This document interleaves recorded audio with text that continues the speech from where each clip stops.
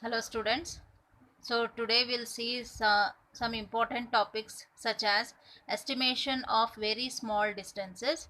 So for small distances we will see size of the molecule. So in the previous video we have seen the parallax method.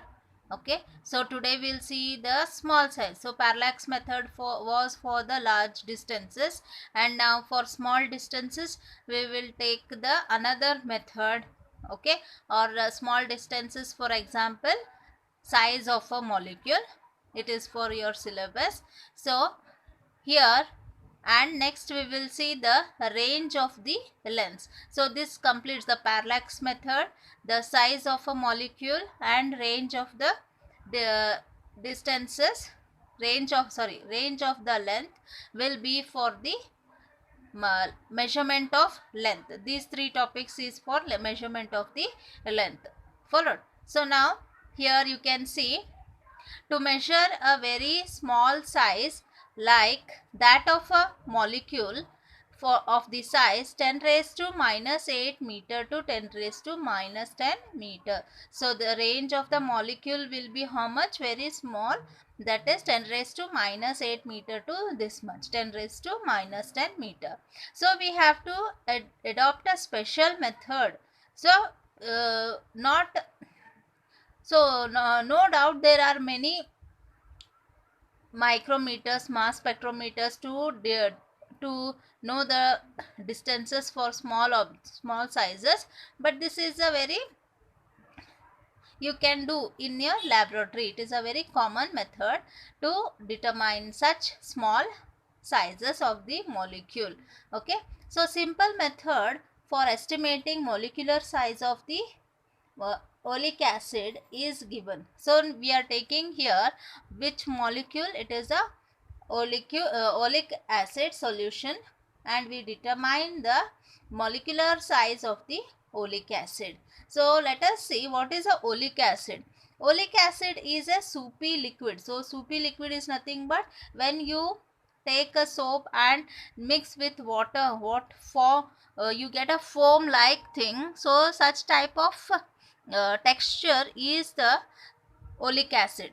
Okay, so with a distance of, so with a very small distance of 10 raised to minus 9 meter, so it is of a nanometer size. Okay, the molecular size is nanometer size. So here in this method we form a monomolecular layer of oleic acid. So here in this we will form mono means single. So single molecular layer of the oleic acid on water surface.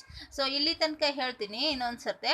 So ಇಲ್ಲಿ ನಾವು ಯಾವ್ದು ವಸ್ತುಗಳನ್ನು measure ಮಾಡ್ತೀವಂತ ಹೇಳಿದ್ರೆ small size, ಭಾಳ ಚಿಕ್ಕ size molecular size ಅಂತ ಹೇಳ್ತೀವಿ. ಸೊ ಅದು ಎಷ್ಟು ರೇಂಜ್ ಇರ್ತದೆ ಅಂದ್ರೆ 10 raised to minus 8 meter to 10 raised to minus 10 meter. ಇದ್ರೊಳಗೆ ನಾವು ಯಾವುದು ಸೊಲ್ಯೂಷನ್ ಅಥವಾ ಯಾವ್ದು ಮಾಲಿಕ್ಯೂಲ್ ತೊಗೊಳಿಗತ್ತೀವಿ ಅಂದರೆ ಓಲಿಕ್ ಆ್ಯಸಿಡ್ ಮಾಲಿಕ್ಯೂಲ್ ತೊಗೊಳ್ತಿದ್ವಿ. ಸೊ ಅದ್ರದ್ದು ರೇಂಜ್ ಎಷ್ಟದ ಅಂದ್ರೆ 10 raised to minus 9 meter, ಅಂದರೆ ನ್ಯಾನೋಮೀಟರ್ ಸೈಜ್ ಒಳಗೆ ಅದ್ರದ್ದು ಮಾಲಿಕ್ಯುಲರ್ ರೇಂಜ್ ಅದ. ಓಕೆ, ಸೊ ಹಿಯರ್ ಈ ಮೆಥಡನ್ನು ನಾವು ಏನು ಮಾಡ್ತೀವಿ, ಅದನ್ನು ಆಲ್ಕೋಹಾಲ್ ಒಳಗೆ ಮಿಕ್ಸ್ ಮಾಡಿ ಆಮೇಲೆ ಅದ್ರದ್ದು ಪ್ರೊಸೀಜರ್ಸ್ ಅದಾವ, ಸ್ಟೆಪ್ಸ್ ವೈಸ್ ಹೇಳಿ ನಾನು ಬರ್ದೀನಿ, ಅದನ್ನು ನೀವು ಫಾಲೋ ಮಾಡ್ಕೊತ ಹೋಗ್ರಿ. So here in this method we form a monomolecular layer of oleic acid on water surface. So monomolecular layer water surface ಮೇಲೆ, ನೀರಿಂದ ಸರ್ಫೇಸ್ ಮೇಲೆ ಹಾಕಬೇಕು. ಓಕೆ, ಸೊ ಫಸ್ಟ್ ಸ್ಟೆಪ್ ನೋಡ್ರಿ. ಫಸ್ಟ್ ಸ್ಟೆಪ್ ಏನದ ಅಂದರೆ dissolve 1 centimeter cube 1 cc of oleic acid in alcohol to make a solution of 20 centimeter cube. Okay, so 20 cc ಅಷ್ಟು solution ಆಗಷ್ಟು oleic ಆ್ಯಸಿಡನ್ನು ಆಲ್ಕೋಹಾಲ್ನಾಗ mix ಮಾಡಬೇಕು. Alcohol ಎಷ್ಟು ತೊಗೋಬೇಕು? 20 centimeter. ಮತ್ತು ಓಲಿಕ್ ಆ್ಯಸಿಡ್ ಎಷ್ಟು ತೊಗೋಬೇಕು? 1 centimeter. Okay, 1 cc 1 centimeter cube ತಗೊಂಡು ಅವೆರಡು mix ಮಾಡಬೇಕು. ಎದ್ರೊಳಗಂದ್ರೆ ಆಲ್ಕೋಹಾಲ್ನಾಗ ಮಿಕ್ಸ್ ಮಾಡಬೇಕು. ಆಮೇಲೆ ಈ ಕಾನ್ಸಂಟ್ರೇಷನ್ ಎಷ್ಟು ಆಗ್ತದಂದ್ರೆ 1/20 × 20. ಮತ್ತೇನು ಮಾಡ್ತೀವಿ ಇಲ್ಲಿ, take 1 cc of this solution and dilute it with 20 cm³ using alcohol. So concentration ಎಷ್ಟಾಯ್ತಿದ್ದು 1/20 × 20, okay, of the oleic acid per cm³ of the solution. ಇಷ್ಟಾಯಿತು ಕಾನ್ಸಂಟ್ರೇಷನ್ 1/20 × 20. ಓಕೆ, ಈಗ ನೆಕ್ಸ್ಟ್ ಏನು ಮಾಡಬೇಕು, sprinkle lycopodium powder. Lycopodium powder ಅಂದ್ರೆ ಈ ಗಾಯಗಳ ಮೇಲೆ ಹಾಕ್ತಾರಲ್ಲ ಪೌಡರ್, ಅಂಥ ಪೌಡರ್ ತಗೊಂಡು ಎದ್ರ ಮೇಲೆ ಹಾಕಬೇಕು. ಯಾಕೆ ಅದೇ ಯಾಕೆ ತಗೋಬೇಕು ಅಂದ್ರೆ, ಅದು ಲೈಕೋಪೋಡಿಯಂ ಪೌಡರ್ ವಾಟರ್ ಒಳಗೆ ಡಿಸಾಲ್ವ್ ಆಗೋದಿಲ್ಲ ಈಸಿಲಿ. ಸೊ ಅದನ್ನು ತಗೊಂಡು ಒಂದು ಲಾರ್ಜ್ ಟ್ರಫ್ ಮೇಲೆ, ಟ್ರಫ್ ಅಂದ್ರೇನು, ಹಿಂಗೆ ಒಂಥರ ಪ್ಲಾಸ್ಟಿಕ್ದ ಬಾಕ್ಸ್ ಟೈಪ್ ಇರ್ತಾವಲ್ಲ ಅಂಥದ್ದು ಟ್ರಫ್ ಮೇಲೆ ಅದು ವಾಟರ್ ತಗೊಂಡು ಅದ್ರ ಮೇಲೆ ಲೈಕೋಪೋಡಿಯಂ ಪೌಡರನ್ನು ಸ್ಪ್ರಿಂಕಲ್ ಮಾಡಿರಿ. ಓಕೆ, ಸ್ಪ್ರಿಂಕಲ್ ಮಾಡಿದ ಮೇಲೆ ಏನಾಗ್ತದೆ, ಆಮೇಲೆ ಅದು ಸ್ಪ್ರಿಂಕಲ್ ಮಾಡಿದ ಒಂದು ಲೇಯರ್ ಫಾರ್ಮ್ ಆಗ್ತದೆ ಪೌಡರ್ದು. ಅದು ಪೌಡರ್ ಮೇಲೆ ಏನು ಹಾಕ್ಬೇಕು ನಾವು, 1 drop of oleic acid solution. ಈಗ ನಾವು ಆಲ್ಕೋಹಾಲ್ ಮತ್ತು ಓಲಿಕ್ ಆ್ಯಸಿಡ್ ಏನು ಸೊಲ್ಯೂಷನ್ ಫಾರ್ಮ್ ಮಾಡೀವಿ, ಏನು ಇದು ಮಾಡಿ ಸೊಲ್ಯೂಷನ್ ತಯಾರು ಮಾಡೀವಲ್ಲ, ಅದನ್ನು ಆ ಸ್ಪ್ರಿಂಕಲ್ಡ್ ಲೈಕೋಪೋಡಿಯಂ ವಾಟರ್ ಇದ್ರ ಸರ್ಫೇಸ್ ಮೇಲೆ ಹಾಕ್ರಿ. ಆಮೇಲೆ the solution spreads evenly in the circular film of the molecular thickness on the water surface. ಈಗೇನಾಗ್ತೈತಿ, ಅದು ಸೊಲ್ಯೂಷನ್ ಈವನ್ಲಿ ಸ್ಪ್ರೆಡ್ ಆಗ್ತದೆ, ಥಿನ್ ಫಿಲ್ಮ್ ಥರ ಸ್ಪ್ರೆಡ್ ಆಗ್ತೈತಿ. ಓಕೆ, ಸೊ ಈಗ ನೀವು ಇದನ್ನು ಸ್ಕ್ರೀನ್ಶಾಟ್ ಅರ ತೆಕ್ಕೊಳ್ರಿ, ಅಥವಾ ನಾನು ನಿಮ್ಗೆ ಕಳಿಸ್ತೀನಿ. ಸೊ ನೆಕ್ಸ್ಟ್ ಈಗೇನಾಗ್ತೈತಿ, ನೆಕ್ಸ್ಟ್ ಪ್ರೊಸೀಜರ್ ಏನಂದ್ರೆ,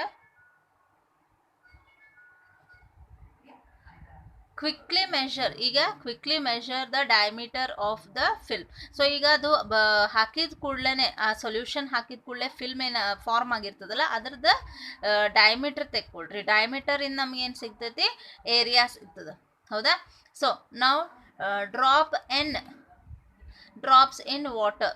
so n number of drops ಅದ್ರ ಹಾಕಿ ದೆನ್ ಡಿಟರ್ಮೈನ್ ದ ವಾಲ್ಯೂಮ್. ಅದ್ರಾಗ ವಾಲ್ಯೂಮ್ ಫೈಂಡ್ ಔಟ್ ಮಾಡ್ಬೋದು. ಏರಿಯಾ ಫೈಂಡ್ ಔಟ್ ಮಾಡಿರ್ತೀರಿ, ಅದರಿಂದ ನಮ್ದು ವಾಲ್ಯೂಮು ಫೈಂಡ್ ಔಟ್ ಮಾಡ್ಬೋದು.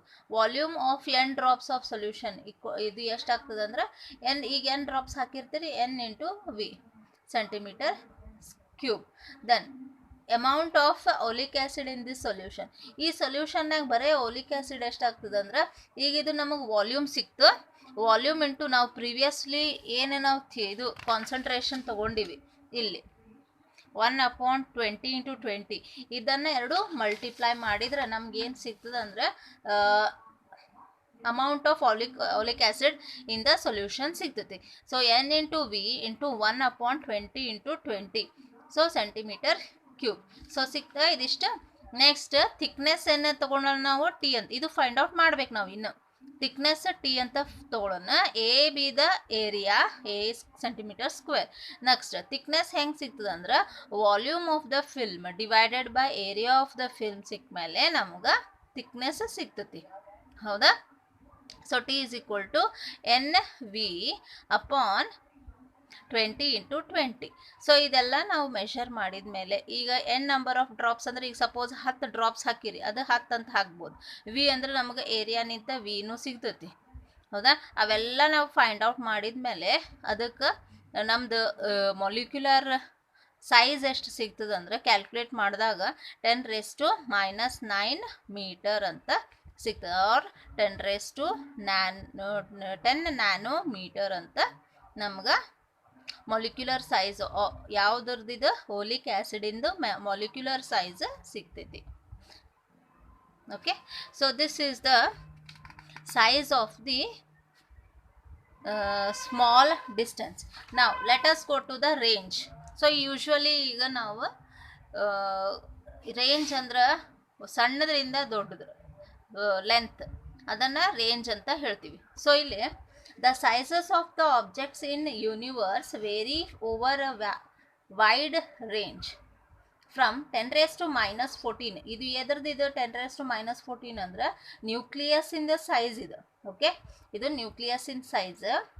ಮತ್ತು 10⁻26 ಇದು +26 ಐತ್ರಿ.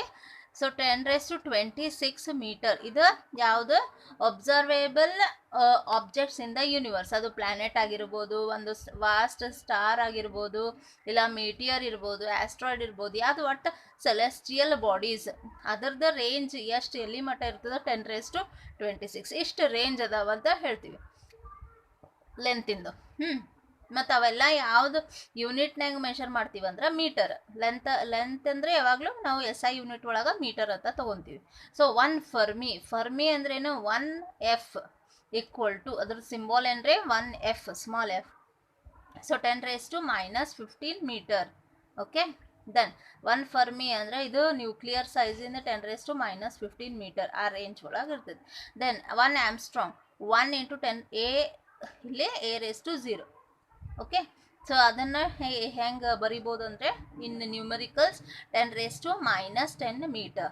ದೆನ್ 1 ಆಸ್ಟ್ರೋನಾಮಿಕಲ್ ಯೂನಿಟ್ AU ಅಂತ ಕರಿತೀವಿ. AU ಅಂದರೆ average distance of the 1 AU ಅಂದರೆ ಆಸ್ಟ್ರೋನಾಮಿಕಲ್ ಯೂನಿಟ್.